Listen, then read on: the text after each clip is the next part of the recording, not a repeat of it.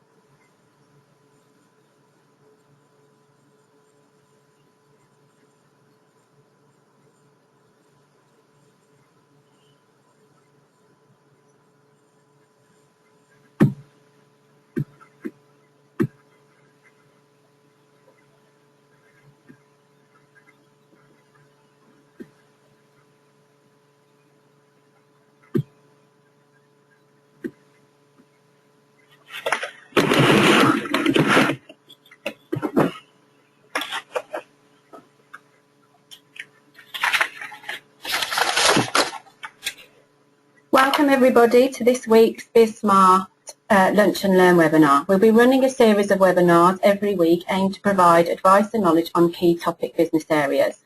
I'm delighted today to introduce you to Les Gutteridge from 101 System Works, a member of BizSmart Select, who will be showing us his wicked word tips. Please take an opportunity throughout the webinar to ask questions, and we will do our best to ask them at the end of the session. Okay, Les, over to you if you'd like to introduce yourself. Thanks, Caroline. Hello, everybody, and welcome to Wicked Word. Today I'm going to do 4 things, hopefully, in the time. I seem to have a lot of material to get through, as usual, but we'll do our best. And the first thing we're going to talk about is keyboard shortcuts to die for. So, yeah. Okay. So, I'm going into some pre-prepared documents, and first thing I want to talk about is skills with the keyboard regarding fonts. What we've got here, we've decided we don't want that in sentence case anymore. Maybe we want it in capital letters. What you don't do is to delete it and retype it, because there's a great shortcut which is Shift with F3, and I'm held that down too long, sorry. So Shift with F3. Sorry, I'm using Caroline's computer here, so not doing what I want it to do. Just bear with me a minute. Should have practiced this beforehand.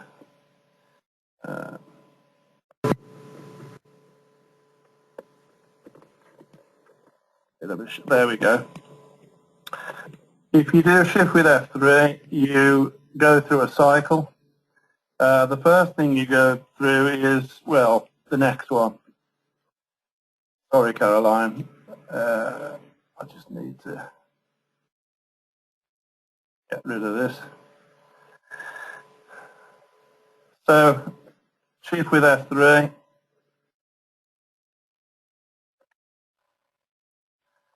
Sorry, I'll have to just describe it because I'm having technical difficulties here. Basically, you go through a cycle. Either it's uppercase, lowercase, or sentence case, and it saves you having to do the typing. Another great shortcut is to use Control with the square bracket.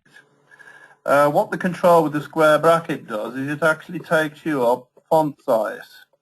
If I look over here at the font size, it actually takes you to the next one on the list. Sometimes it jumps, sometimes it's just one font size at a time.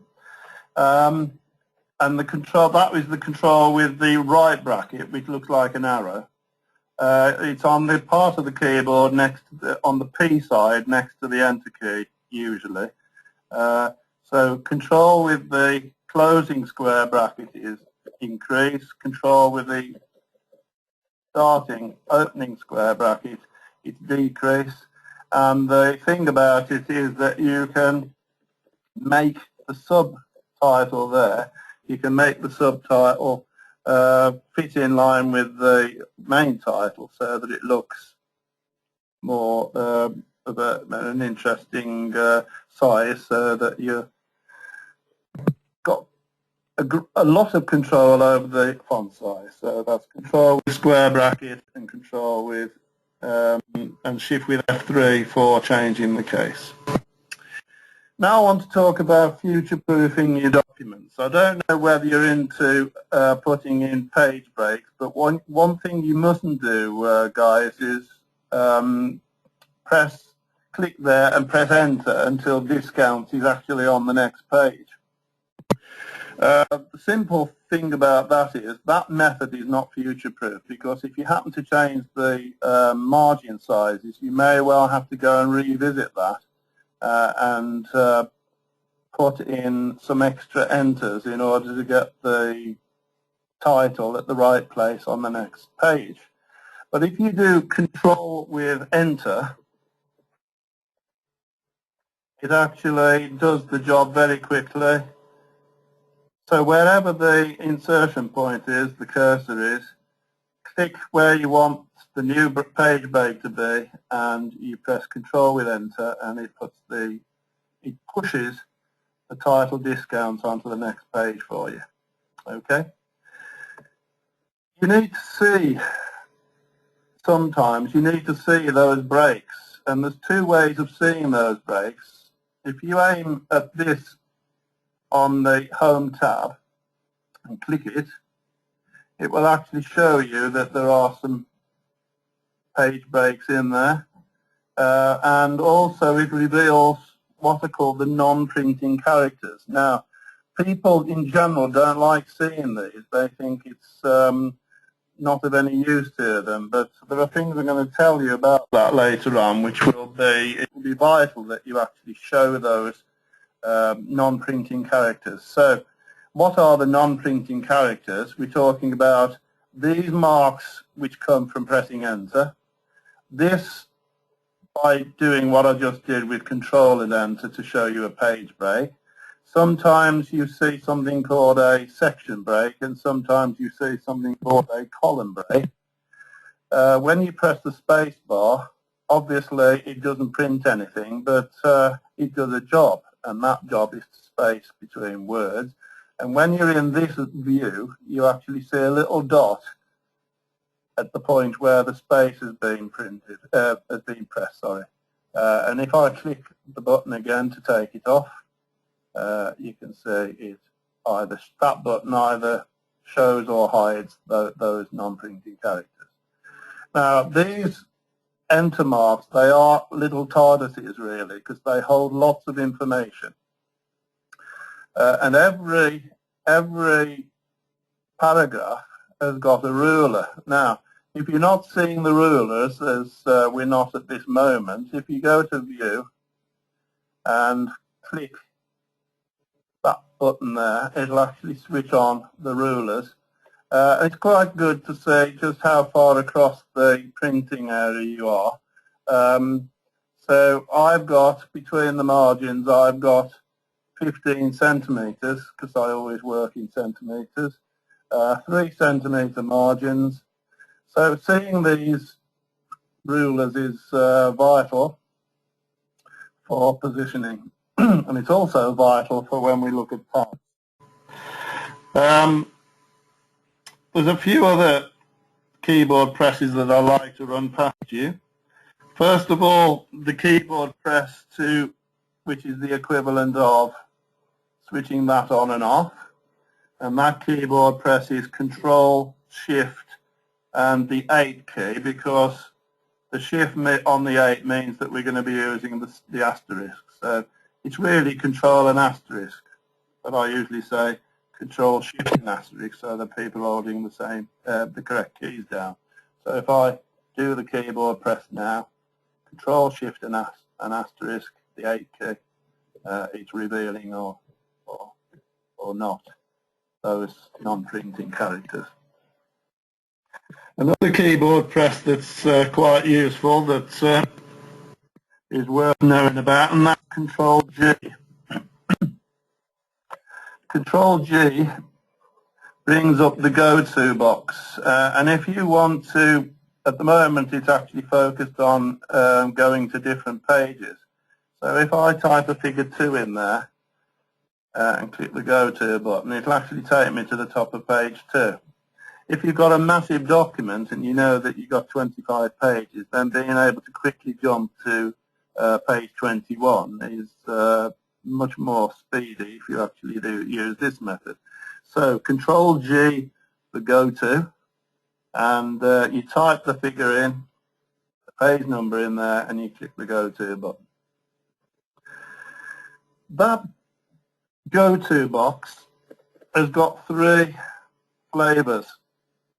I want to tell you that if you want to use that one immediately, there is a keyboard press that will actually take you to the Replace tab on that go-to dialog. And that, because it's associated with the G, the keyboard shortcut for that is Control H. It's not Control R, because Control R does something else about right aligning. So it's Control H. It brings you up the Replace box, and if you've never done Find and Replace, what I'm going to do is I'm going to go through the whole document and turn the word global into world. There are more options that you can switch on. I'm not going to talk about them, but you can investigate them yourselves into the future. I'm just going to do this. Told me I've made 12 changes. It's as if I've had a company name change, and we're not called Global Travel anymore. We're called World Travel. So it's gone through the whole of the document. It's made 12 changes.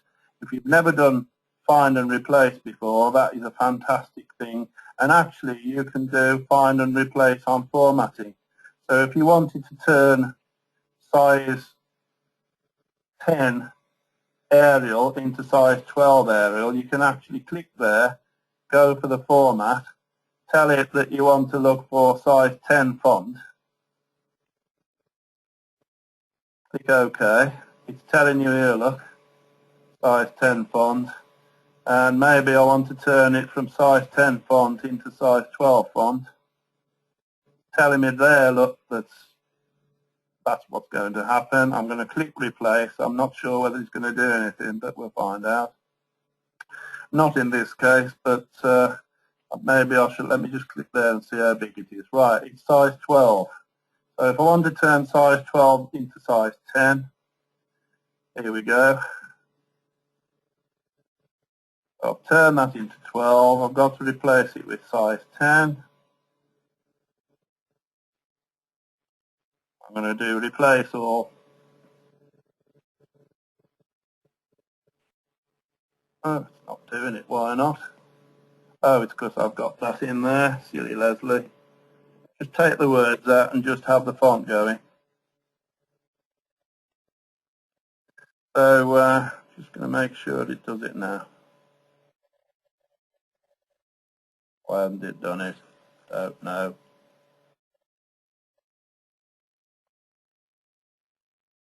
Let's make it look for Times New Roman then.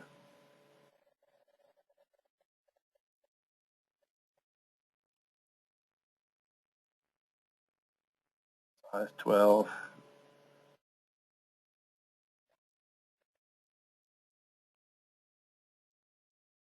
This doesn't do it. I'm going to scream. What we got here? Something's happening, but it should work. Apologies. Has it? Oh yeah. Right, Caroline's stopping me panicking because she said she's done it. Lovely. Okay, so Find and Replace. How did I do that? Control and H. It comes up with the Replace box. Control G. It comes up with the Go-To box. Worth thinking about. If you want to select everything in the document because you don't like Times New Roman, you want it to be Arial or Calibri or something, Control A. Selects everything. On here, I'm going to go for Calibri. Done a good job, turned everything. Control A, select everything. If you want to do some spell checking, by the way, F7 is the key to go for. It would be if you're using my computer. Alright, says that because it's already spell checked, but that is the equivalent to going on to the spell checker on the tab. So F7.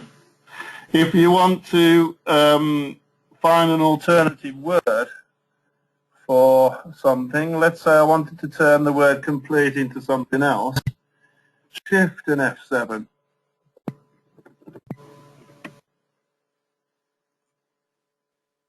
Is the thing to do, but I'm having trouble here again.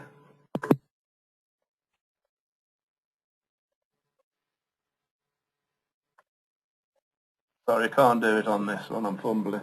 It is Shift with F7 and it will bring you up an alternative word for complete so that you can replace that. It's if you're having writer's block, it'll give you an alternative word, and we're talking about using the thesaurus. Okay. What I'm going to do at the end of the presentation is I'm going to send you a 3-page document with loads and loads of keyboard shortcuts on. I've got limited time. I'm going to have to go on to my second bullet in the presentation, which is tabs and tables. So I hope that's okay, and I'm just going to open the appropriate document. So here we are. Now, if you're not into tabs, what is it about tabs that are so wonderful? Answer, they future-proof your document, and secondly, they enable you to change your mind in terms of the spacing. Now, I'm just going to switch this on. Remember, it's the show hide the non-printing characters. And these marks are made when you press the tab key on the keyboard. I'm just going to highlight those. I'm going to switch on the ruler because it seems to have switched off on this document. And basically, over here on the edge of the document is a spinner. If you click it, it will actually give you the flavors of the tab settings that you can use. That is a left tab. And if I click there and hold down, those arrows lower down in the selected text, they will actually push Elizabeth and Keith and update it to be in line with that dotted line. And if I let go, look what happens. And if I decide 3 centimeters is too big, if I pull that across there, it will actually make the text in line with that. Now, why is it future-proof? Well, I think I've already answered the question. Basically, you should only have one tab in between 2 bits of text in order to make the text shunt onto somewhere else. And on this ruler are the tab settings. Every one of these enter marks, I said earlier it was like a little TARDIS. Every ruler, every paragraph, sorry, has got its own ruler. And you can have, for example, if I highlight that one, I'm going to spin this around so I've got a right tab. And I'm going to click there.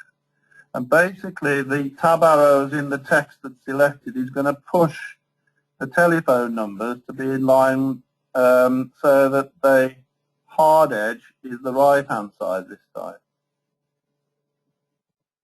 So there's the shape that we've got there. It's a different, as you can see, the ruler is different for that text. When I click back on that one, we're back to the previous ruler. So bear in mind that every enter creates a paragraph, and every paragraph has got its own ruler. And you can set up loads and loads of tab settings. I'm just going to pull this across. that it's there. And if I want to do something more useful, it might be a nice idea if you had dotted lines in between the city name and the telephone number. So if I right-click, where do you find tabs? The answer is you find it on the paragraph dialog. Here we are. It says that tab setting is at 10 centimeters, as it is. But here you can actually switch on what I'm after, which are things called the leader lines. And what will happen is, if I set that and I click OK, you get some dotted lines there. Now, if I pull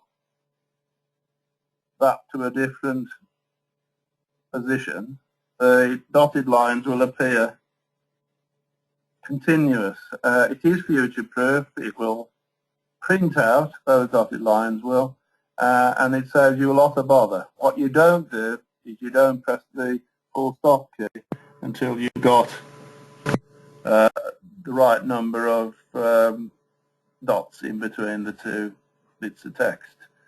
Besides which, you'll never do it perfectly, but if you do it with the full stop method, but you will do it perfectly with the tab method. So that's all I'm going to do on tabs. There's loads I could say. I've got lots and lots of stuff for you on that in the notes that I'm going to send you. Got to move on, otherwise I'm going to run out of time. A couple of things about tables that you need to do. So here we go. I'm going to find this. Set up this. On the next page, look, I haven't got any titles. What you don't do is you don't copy paste. What you do is you go to here and I've highlighted that top row. You actually tell the system that that is your header row, and if you click it on, it's gold, that means it's active. And if you scroll down now, look, I've actually got that. You can't select it because it's there as if by magic, but the same title that was on page 1 is now at the top of the table on page 2. So when you've got long titles and you actually want the headings to appear on the next page, you don't work hard, you just do the job of switching on the headers. On to something else. Did you know you can do maths in the table? Here we go. If I click there and I go to the table tools, layout, there is a button here. If you've never spotted it or never used it before, it's worth an investigation. Personally, I'd prefer to use Excel to do this, but I'm just proving to you that you can actually do it in Word, but it's not as dynamic as Excel, but it does the job. Here we go. I'm clicking that button, and Word makes a decision for you that it's going to stick a formula in where it's going to sum all the numbers above where you are. You can also choose a presentation. This is the one to go for if you want commas for big numbers and 2 decimal places. And if I click OK, it'll actually put the total in for you. We're in Word, we're not in Excel. Don't you think that's marvellous? Just going to do this again. And unlike Excel, you can't replicate the formula. If I selected all that lot in advance and I wanted row totals, let's see what happens this time. Yes, it's decided that you want to add up the rows. In other words, add up all the numbers to the left. Just going to change the number format again to the one I like. I'm going to press F4.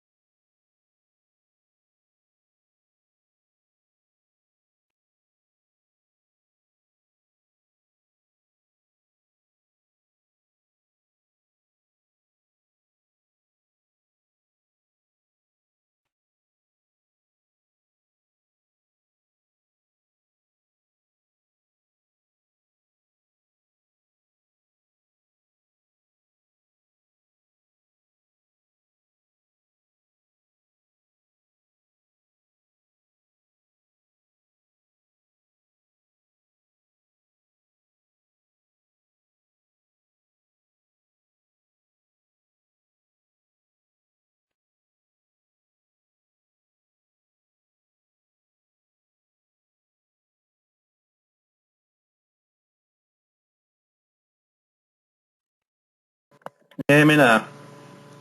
Yeah, okay. Sorry about that, it was me fumbling. If you wish to make yours sincerely part of your system, you need to do Alt with F3.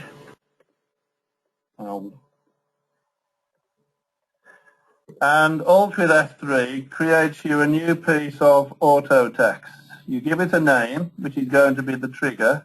So I'm going to call it YS for yours sincerely, EB for Edward Brooks. Yours sincerely, Edward Brooks. Clicking OK. It's now part of my system. I'm creating a new piece of paper. I'm just typing YSED and I'm pressing F3. You can either press F3 or, as it says on the screen tip, you can press Enter to insert it.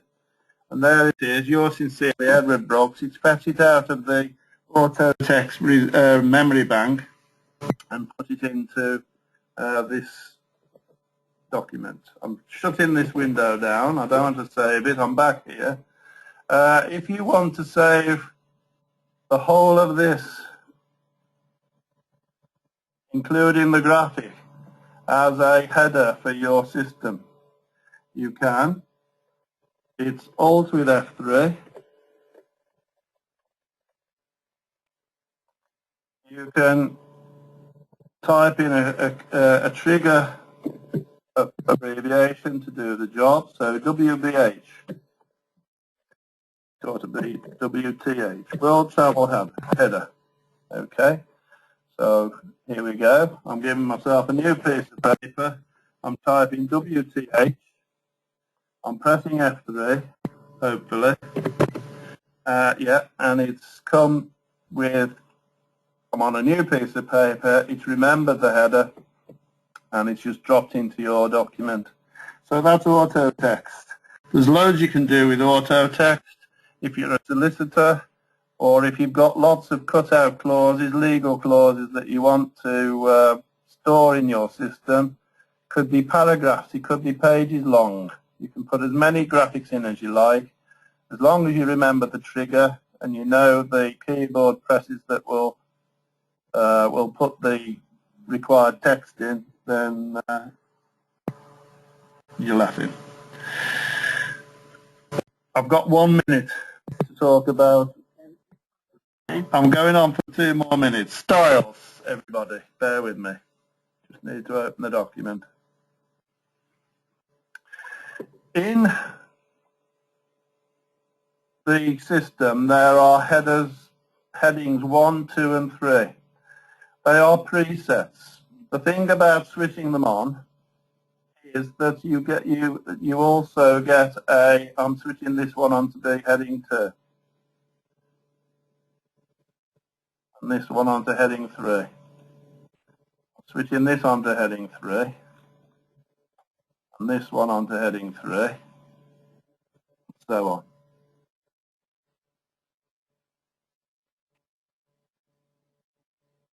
Why is it good? Because I'm giving myself a new piece of paper. One useful thing about styles is when you set up the styles from the document template, you can put in a table of contents based on those styles. I'm just going to insert the table of contents quickly. I'm going for that presentation. There's lots to say about this, but look, it fetches the titles from the higher up on the document and also tells you what page that you're on. So if you use the styles from the system, they're up here, and you can actually mess with those because you can alter styles. You end up being able to put in a table of contents. Well, believe it or not, I've gone through half an hour of yakking.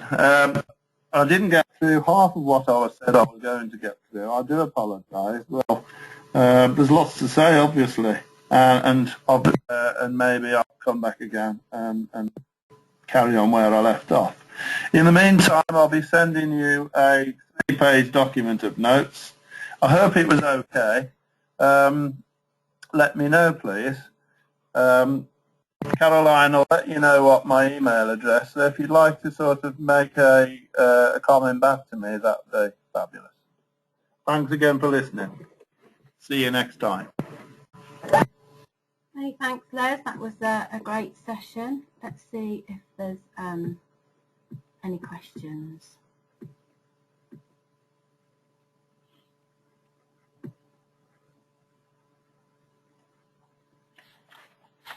Right, the first question, is it easy to convert tabs into information into a table?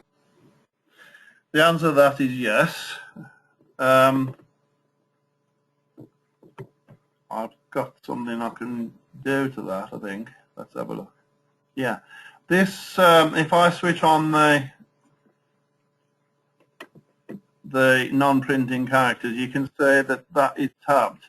If you do insert table, you can actually convert the text to a table. What it does is it looks for where the tab markers are and then decides how many columns and rows you want, and then you click OK and it turns it into a table. So the answer to the question is yes. You've just got to have it laid out as a properly tabbed piece of text, and then you just do insert table and then you choose the correct option. Brilliant, thank you. Another question, if I copy and paste, sometimes the formatting changes from the original. Why? The reason for that is that sometimes you're using a template with different styles in. And when you paste it in, the new text assumes the styles for the new document. So if you do get that, that's the reason. For example, if I show you this document, these are the notes that you're going to get, by the way. You see, I've actually set up heading 1 to be blue, and heading 3 to be beige, and heading 2 to be green. And if I copy paste into there, it would come out with those formatting settings. Perfect, thank you. Another question, if I add a word to the dictionary, can you tell me how to find the dictionary so I can remove it if I've added it by mistake? Yeah. You need to go to File, Options, Proofing. And on that dialog, this is where your whole system is actually fiddled with if you really want to. I suggest you have a look at that, by the way. But here's the custom dictionary. It tells you where the custom dictionary is. This is shared by all of Word, Excel, PowerPoint when you add a word to the dictionary. But if you actually want to see the word list, you can see some of the words that Caroline's put into her dictionary. They're clean, Caroline. But basically, if you want to get flopweg out because it doesn't make any sense, then you can delete it from the dictionary and it won't spell check that, or it won't match it up in the custom dictionary anymore. So that's where it is.